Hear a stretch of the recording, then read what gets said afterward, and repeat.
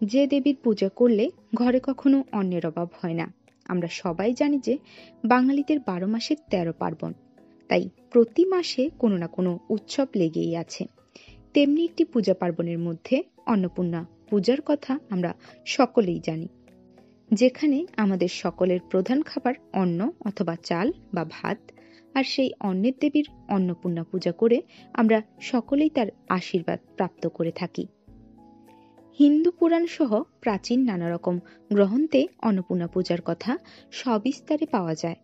সেখানে অন্নপূর্ণা দেবীকে কেন্দ্র করে বিভিন্ন রকমের কাহিনী বর্ণিত আছে। অন্নপূর্ণা একজন হিন্দু দেবী, তার অপর নাম ছিল অন্নদা। তিনি শক্তির একটি রূপ বিশেষ।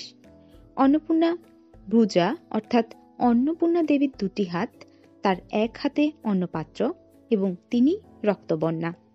অন্নপূর্ণা দেবীর বর্ণনা করতে গেলে বলা যায় যে অন্ন দিয়ে যিনি সকলের দুঃখ দারিদ্র্য দূর করেন তিনি হলেন দেবী অন্নপূর্ণা। অন্নপূর্ণার এক হাতে থাকে অন্নপাত্র আর অন্য হাতে থাকে একটি হাতা। তার মাথায় নবচন্দ্র, এক পাশে ভূমি ও অন্য পাশে স্ত্রী। দেবী দুর্গার পার্বতীর আরেকটি রূপ হল অন্নপূর্ণা।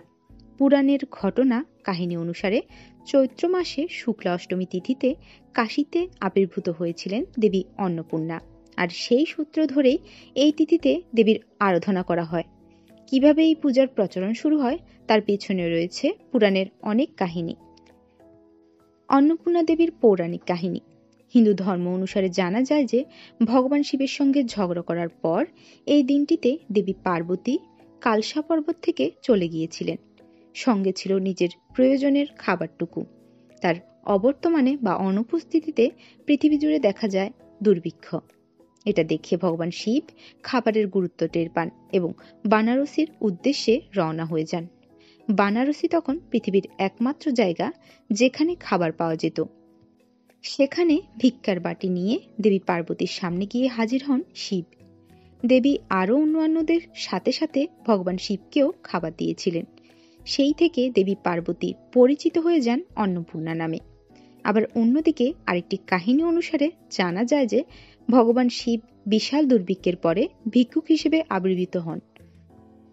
তখন দেবী পার্বতী সকলকে খাবারের আশীর্বাদ করার জন্য অন্নপূর্ণা রূপ ধারণ করেন অথবা অন্নপূর্ণা অবতার গ্রহণ করেছিলেন। অন্নপূর্ণা পূজার প্রচলন কিভাবে হয় বাংলায়। বাংলাতে অন্নপূর্ণা পূজার প্রচলন শুরু নিয়ে কাহিনী রয়েছে। জানা যায় যে অন্নপূর্ণা দেবীর পুজো বঙ্গদেশে সূচনা করেন রাজা মহারাজা কৃষ্ণচন্দ্র রায়ের পূর্বজ ভবানন্দ মজুমদার। দেবী অন্নদার অর্থাৎ অন্নপূর্ণা দেবীর কৃপাতে সম্রাট জাহাঙ্গীরের থেকে তিনি রাজা উপাধি লাভ করেছিলেন।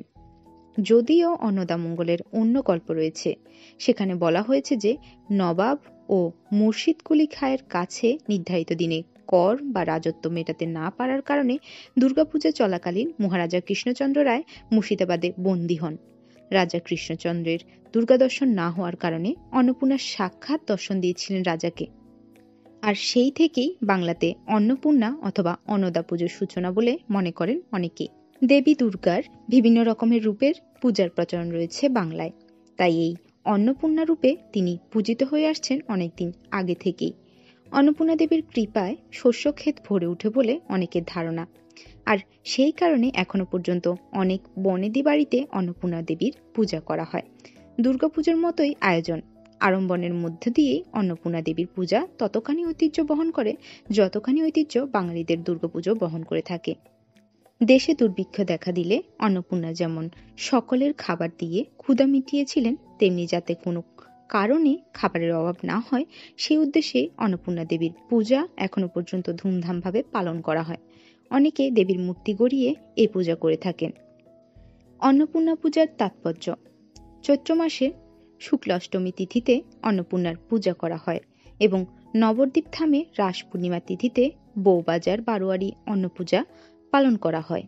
এছাড়া হিন্দু ধর্ম অনুসারে একটা বিশ্বাস আছে যে অন্নপূর্ণার পূজা করলে ঘরে কখনোই অন্নের অভাব হয় না, যার ফলে অনাহারে দিন কাটাতে না হয় অথবা এমন পরিস্থিতি তৈরি না হয়, সেজন্যই অন্নপূর্ণার আরাধনা করা হয়। প্রতিটি উৎসবে কোনো না কোনো কাহিনী, তাৎপর্য, ইতিহাস তো আছেই।